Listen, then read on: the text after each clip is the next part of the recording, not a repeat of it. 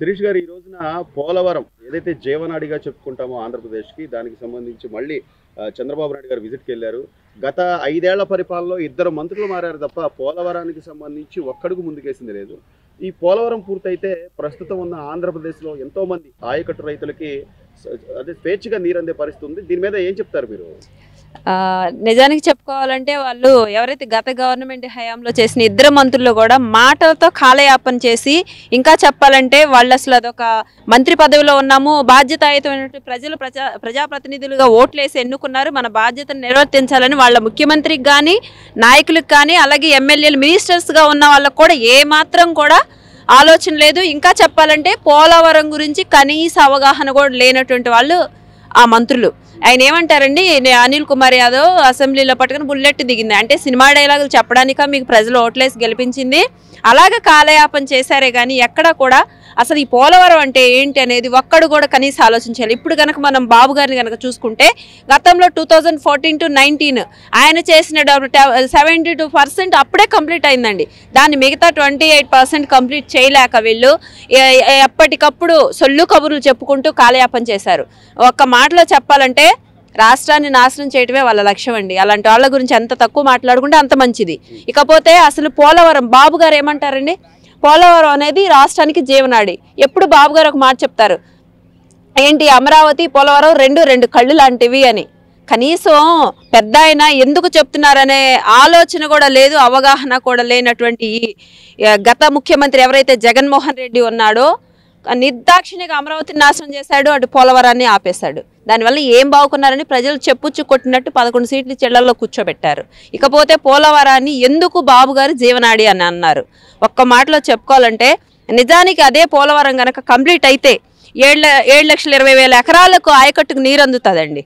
రెండోది కనీసం 28 లక్షల మందికి తాగునీరు అందించిన వాళ్ళు అవుతారు. ఇకపోతే మూడో పాయింట్ 960 మెగావాట్ల విద్యుత్ ఉత్పత్తి అవుతుంది. ఫోర్త్ పాయింట్ విశాఖ పారిశ్రామిక అవసరాలకు కానివ్వండి తాగునీటికి కానీ నీరు అందుతుంది. ఇంకా ఫిఫ్త్ పాయింట్ వచ్చేసి పోలవరం పూర్తి చేసి కనుక నదుల అనుసంధానం కనుక చేస్తే రాష్ట్రానికి ఒక గేమ్ చేంజర్గా అవుతుంది పోలవరం ప్రాజెక్ట్. ఇంకా చెప్పాలంటే అక్కడ నుండి కనుక నదుల అనుసంధానం చేసుకుంటూ ఇటు వెలిగొండ ప్రాజెక్టు వరకు వాటర్ వచ్చేసి అక్కడ నుండి కనుక ఉత్తరాంధ్రలో ఏదైతే తాగునీటి సమస్య ఏదైతే ఉందో సుజలా స్రవంతి అని అవి కూడా కంప్లీట్ అయ్యి రాష్ట్ర నలుమూలలా కూడా ఎక్కడ కూడా తాగునీటి సమస్య అనేది లేకుండా చేయొచ్చు అనేది బాబు గారి ఉద్దేశం. అందుకనే పోలవరం రాష్ట్రానికి జీవనాడి అన్నారు. పోలవరం కనుక కంప్లీట్ అయితే నదుల అనుసంధానం కనుక జరిగితే ఖచ్చితంగా రాష్ట్రానికి గేమ్ చేంజర్ అవుతుంది అని చెప్పి బాబు గారు చెప్పడం జరిగింది. ఇందులో కనీసం ఒక్క పాయింట్ మీద కూడా అవగాహన లేనటువంటి నీటిపారుదల శాఖ మంత్రి ఎక్స్ ఎవరైతే గత అనిల్ కుమార్ యాదవ్ ఉన్నాడు, ఎప్పుడు మాట్లాడినా గతంలో చంద్రబాబు నాయుడు గారిని కానివ్వండి లోకేష్ అన్నని కానివ్వండి విమర్శించడంతోనే కాలయాపన చేసి ప్రజలు మనం ఇష్టారాజ్యంగా అబద్ధాలు చెప్తే వాళ్ళే నమ్మి ఓట్లేస్తారు అని ప్రజల్ని ఎలా చూశారంటే మేమేదో ₹1 ఇస్తున్నాము వాళ్ళే పడుంటారు అన్నట్టుగా భావించారు. కానీ రాష్ట్ర ప్రజలు ఆంధ్ర ప్రజలు ఆత్మాభిమానం కల్లవాళ్ళు అలాగే అభివృద్ధికి పెద్దపీట వేసేవాళ్ళు కాబట్టే ఈరోజు బాబు గారు సీఎం సీట్లో ఉన్నారు. రాష్ట్రం గురించి 74 సంవత్సరాల వయసులో కూడా అనుక్షణం రాష్ట్రం కోసం పరితపిస్తూ ఆయన ఏదైతే అమరావతి పోలవరం కంప్లీట్ చేయాలి 2 కళ్ళన్న ఆయన అవి కంప్లీట్ చేసే దిశగానే ఆయన పనులు సాగుతున్నాయండి. అనిల్ కుమార్ గారే కదా మేడం, తర్వాత అంబటి రాంబాబు గారు అసలు డయాఫ్రమ్ వాలంటే తెలియనటువంటి అంబటి రాంబాబు గారు కూడా 2.5 ఏళ్ళు ఆయన మంత్రిగా చేసిన పరిస్థితి. ఈ రోజు బయటకు వచ్చి అదేదో మొత్తం పోలవరం లేట్ అవ్వడానికే అప్పుడు ఆ తెలుగుదేశం పార్టీ వల్ల లేట్ అయిపోయింది అది ఇది అని చెప్తారు. సో కనీసం వాళ్ళ ముఖ్యమంత్రి గారు అసెంబ్లీ సాక్షిగా 2022లో అవుద్దన్నారు, 23లో అవుద్దన్నారు, అన్నిసార్లు అన్ని దఫాలుగా వాయిదాలు వేసుకుంటూ వచ్చి కానీ ఏం చేసినట్టు ఈ పోలవరానికి ఎస్పెషల్లీ వైసీపీ గవర్నమెంట్లో ఏం జరిగిందంటే అసలు ఏం జరిగిందండి, వాళ్ళు మాటలు మీరు ఇప్పుడు చెప్పారు కదా అంబటి రాంబాబు, అసలు అలాంటి గంట అరగంట మంత్రి గురించి అసలు అతన్ని ప్రజలు ఎన్నుకొనే ఒక పెద్ద తప్పు చేశారు అనుకుంటే జగన్మోహన్ రెడ్డి మంత్రి పదవి ఇచ్చి మరి ఇంకొక తప్పు చేశారు.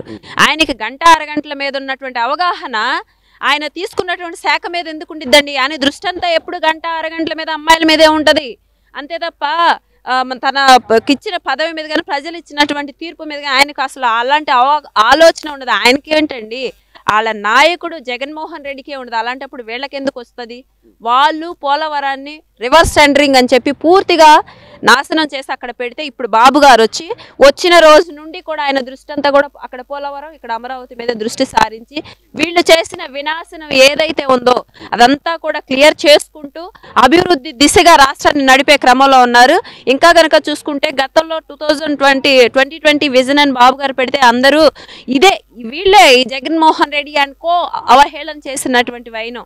కానీ ఈ రోజు ఏంటండి, ఒక్క మాటలో చెప్పాలంటే పవన్ కళ్యాణ్ గారు అన్నారు, మేమేదో ట్రైనింగ్లు కానీ వాటిలు కానీ వెళ్తే ఇక్కడ మేము రాళ్ళు రప్పలు చూసేవాళ్ళము, కానీ ఇలాంటి ప్రదేశంలో ఆయన ఒక మహానగరాన్ని చూశారు, అది ఆయన గొప్పతనం అని. గొప్ప వాళ్ళకే తెలుస్తుందండి గొప్ప వాళ్ళ యొక్క ఔన్నత్యం. అంతేగాని ఇలాంటి చిల్లర మనస్తత్వం ఉన్న వాళ్ళకి ప్రజలు ఓట్లేసి గెలిపించడమే పెద్ద తప్పు. ఆ తప్పుని మొన్నటి ఎలక్షన్తో సరిదిద్దుకున్నారు. కాబట్టి ఆ జగన్మోహన్ రెడ్డి అండ్ కో మీద ఎంత తక్కువగా మాట్లాడుకుంటే అంత మంచిది. ఎందుకంటే మనము చంద్రబాబు నాయుడు గారి పరిపాలనలో మనం ఉన్నాం కాబట్టి మనం కేవలం అభివృద్ధి సంక్షేమం దీని గురించే మనం ఆలోచించాలి, దీని గురించే మనం మాట్లాడుకుందాం. 5 ఏళ్ల పరిపాలనలో అన్ని శాఖలు నిర్వహించారు. ఈ రోజున రెవెన్యూ సదస్సులు అంటూ గ్రామ స్థాయిలో సదస్సులు పెట్టి ఎంఆర్ఓ అలాగే సర్వేయర్ గారండి లేదా వీళ్ళందరూ ఒక్క దగ్గర చేరే అధికారులంతా మీ సమస్యలు ఏంటి అంటే కోకొల్లలుగా వస్తున్నటువంటి పరిస్థితి. ఎలా చూడాలి మేడం? అంటే గత ప్రభుత్వంలో భూములు కాజేయాలని లేకపోతే రైతుల్ని దగా చేయాలని చేసిన ప్రయత్నాలు, అప్పుడు తీసుకొచ్చిన ల్యాండ్ టైటిలింగ్ యాక్ట్ అనేది ఈ రోజున ప్రజలకు అర్థమవుతుందంటారా? ఆ రోజు ఎందుకు వ్యతిరేకించారు చంద్రబాబు గారు అనేది? ఆ ల్యాండ్ టైటిలింగ్ యాక్ట్ అనేది చంద్రబాబు నాయుడు గారు ఫస్ట్ మొట్టమొదటిగా చెప్పారు. కానీ తర్వాత ప్రజలకు అర్థమైంది కాబట్టే ఇలాంటి 164 సీట్లు ఇచ్చి చంద్రబాబు నాయుడు గారిని సీట్లో కూర్చోబెట్టారు. జగన్మోహన్ రెడ్డిని ఆ తాడేపల్లి ప్యాలెస్కి పరిమితం చేశారు. ఎవరి ఆస్తులు ఉన్నాయండి, రాష్ట్రాన్నంతా నిలువున దోచుకున్నారు. శాండ్లోను, ల్యాండ్లోను, మైనింగ్లోను, లిక్కర్లోను ఆయన దోచుకుంది. ఆఖరికి ఋషికొండకు కూడా గుండు కొట్టేసేసి దోచుకున్నారు. అన్నిట్లో దోచుకున్నారు. ఇక మన సొంత ఆస్తుల మీద కూడా జగన్మోహన్ రెడ్డి వచ్చేస్తున్నారు. మనం ఇతన్ని ఇంటికి పంపించకపోతే మన సొంత ఆస్తులకు కూడా రక్షణ లేదని భావించారు. కాబట్టి ఆ ల్యాండ్ టైటిలింగ్ యాక్ట్ ఎప్పుడైతే తెచ్చారో ప్రజలు చంప దెబ్బ కొట్టి మరి ఇంట్లో కూర్చోబెట్టారు. ఇకపోతే చంద్రబాబు నాయుడు గారు ఏదైతే మాట ఇచ్చారో ల్యాండ్ టైటిలింగ్ యాక్ట్ రద్దు చేసి చూయించారు. ఎందుకంటే వాస్తవానికి జగన్మోహన్ రెడ్డి హయాంలో ప్రజల మాన ప్రాణాలకే రక్షణ లేదనుకుంటే ఆస్తులకు కూడా రక్షణ లేకుండా పోయింది.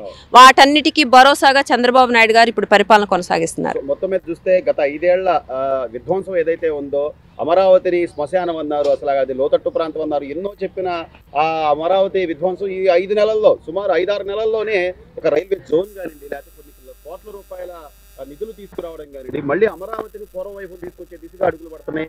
ఇక ముందు మన క్యాపిటల్ అమరావతి అని సగర్వంగా చెప్పుకునే పరిస్థితులు ఉంటాయంట. ఖచ్చితంగా ఉంటుందండి. ఎప్పుడైతే ఈ జగనాసురుడు ఎవరైతే ఉన్నారో జగన్మోహన్ రెడ్డిని ఇంటికి పంపించాము, ఆ రోజే అమరావతి మహిళగా అమరావతి రైతులుగా మేము ఊపిరి పీల్చుకున్నాము. ఆంధ్ర రాష్ట్ర ప్రజలు కూడా ఊపిరి పీల్చుకున్నారు. ఎందుకు ఆంధ్ర రాష్ట్ర ప్రజలను తీసుకొచ్చానంటే నా రాజధాని ఇది అని చెప్పుకోలేనటువంటి దిక్కు తోచని పరిస్థితిలో చిన్న పిల్లల దగ్గర నుండి పెద్దవాళ్ళ వరకు ఉన్నారు. ఒక క్వశ్చన్ వస్తే ఎగ్జామ్లో పిల్లలకి రాయలేనటువంటి దుస్థితి. ఆంధ్ర రాష్ట్ర క్యాపిటల్ ఏది అంటే ఇంతకు మించినటువంటి సిగ్గుమాలిన పరిస్థితి ఇంకేముంటుందండి? పక్క రాష్ట్రాల వాళ్ళు చూస్తేనేమో అమరావతి అది ఒక వేస్ట్ ప్రాజెక్ట్ అని చెప్పి అక్కడ ఆయన వాగుతాడు అసెంబ్లీలో. కనీసం ఆయన ఒక ముఖ్యమంత్రి అన్న విషయాన్ని కూడా మర్చిపోయి పక్క రాష్ట్ర రాజధాని గురించి నాకెందుకని కూడా ఆలోచించకుండా, ఎందుకంటే ఇక్కడ అమరావతి రాజధాని నిర్వీర్యం ఆయన భాగస్వామ్యం కూడా ఉంది కాబట్టి ఆయన అమరావతిని అసెంబ్లీ సాక్షిగా అవమానించారు. కానీ ఏదైతే మేము దేవతల రాజధాని అమరావతి అని అన్నామో అదే దిశగా ఇప్పుడు కూటమి ప్రభుత్వం ఏర్పడిన 5-6 నెలల్లోనే అమరావతికి ఒక రూపకల్పన జరుగుతుంది.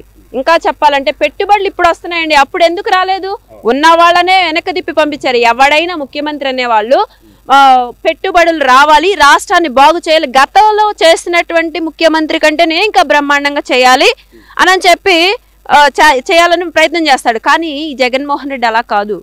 ఎక్కడికక్కడ అమరావతిని నాశనం చేసి పక్క రాష్ట్రంలోని ఈ ఆస్తుల్ని పెంచి పోషించుకోవాలి. ఈయన మాత్రమే బాగుపడాలి, రాష్ట్రం బాగుపడకూడదు, రాష్ట్ర ప్రజలు బాగుపడకూడదు. అది ఆయన కాన్సెప్ట్. కాబట్టే రాష్ట్ర ప్రజలు నువ్వు మాకు వద్దు నాయన అని చెప్పి ఇంట్లో పంపించారు. ఇకపోతే చంద్రబాబు నాయుడు గారు ఆ రోజు నుండి ఈ రోజు వరకు అధికారంలోకి వచ్చిన దగ్గర మీరు చూసుంటారు, అమరావతి రైతులు జంగిల్ క్లియరెన్స్ చేయమని ఎన్నిసార్లు లెటర్స్ అర్జీలు పెట్టుకున్నారని ఎక్కడా కూడా పట్టించుకోలేదు. కానీ ఇప్పుడు అసలు అమరావతి రైతు అడగకుండానే జంగిల్ క్లియరెన్స్, అక్కడ ఎలక్షన్లో కూటమి ప్రభుత్వం వచ్చింది, వెంటనే జంగిల్ క్లియరెన్స్ జరుగుతుంది. ఇంకొక వైపు కన్స్ట్రక్షన్స్ 10%, 15% ఏవైతే ఇన్కంప్లీట్గా ఉంటే అవన్నీ కూడా కంప్లీట్ అవుతున్నాయి. ఇప్పుడు ఇంకొక వైపు నిధుల సమీకరణ కూడా జరుగుతుంది. ఇంకేం కావాలండి? ఖచ్చితంగా అమరావతి రాజధానిగా వెలసిల్లుతుంది. ఇంకా చెప్పాలంటే ఆంధ్రప్రదేశ్ అనేది ఇండియాలోనే కాదు అంతర్జాతీయ స్థాయిలో కూడా ఒక మంచి గుర్తింపు వస్తుందనే నమ్మకం మాకుంది. అది చంద్రబాబు నాయుడు గారి మీద మాకున్న నమ్మకం. అది అమరావతి అంతర్జాతీయ స్థాయిలోకి తీసుకెళ్తారు ఆయన. చివరగా శిరీష్ గారు, ఈ రోజున ఎలాంటి సమస్య అయినా సరే చిన్న ఎక్స్ లో పోస్ట్ చేస్తే ఒక సోషల్ మాధ్యమం ద్వారా లోకేష్ గారికి చెప్తే క్షణాల్లో దాన్ని పరిశీలిస్తున్నారు, లేదా వాటిని వెంటనే రెక్టిఫై చేస్తున్నారు. ఈ రోజున రాష్ట్ర ముఖ్యమంత్రి ఒకవైపు ప్రతి శనివారం వచ్చి అర్జీలు తీసుకుంటున్నారు జనాల దగ్గర నుంచి.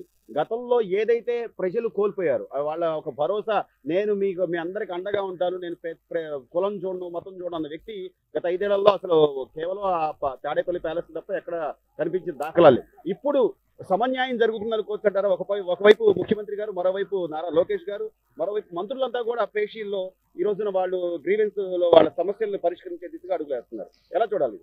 ఖచ్చితంగా ప్రజలతో, ప్రజలలో, ప్రజల కోసం పనిచేసే నాయకుడి యొక్క లక్షణం లోకేష్ అన్న చేసేది. ఆయన ఏదైతే యువగళం పాదయాత్ర చేస్తూ అధికారంలో లేకపోయినా అక్కడ ప్రజలు అలా రామకృష్ణారెడ్డికి సీట్ ని కట్టబెట్టినా కూడా ఆయన మంగళగిరి కాన్స్టిట్యున్సీ ప్రజలతోనే ఉన్నారు. అలా ఉంటూనే రాష్ట్ర నలుమూలలు తిరిగి రాష్ట్రంలో ఉన్న సమస్యలన్నీ కూడా ఆయన నోట్ చేసుకున్నారండి. ఆయన సొంత స్వహస్తాలతో నోట్ చేసుకొని ఈ రోజు రాష్ట్ర ప్రజలకి ఏం కావాలి, రాష్ట్ర ప్రజలు ఎటువంటి దుర్భర పరిస్థితిలో ఉన్నారు, ఇలాంటి దుస్థితి నుండి మనం బయటకు తీసుకురావాలనేది ఆయన నిర్ణయించుకున్నాడు. కాబట్టి ఎవరు ఎన్ని విమర్శలు చేసినా ఈ రోజు లోకేష్ అన్న రాటు తేలిన వజ్రం లాగా తయారయ్యారు.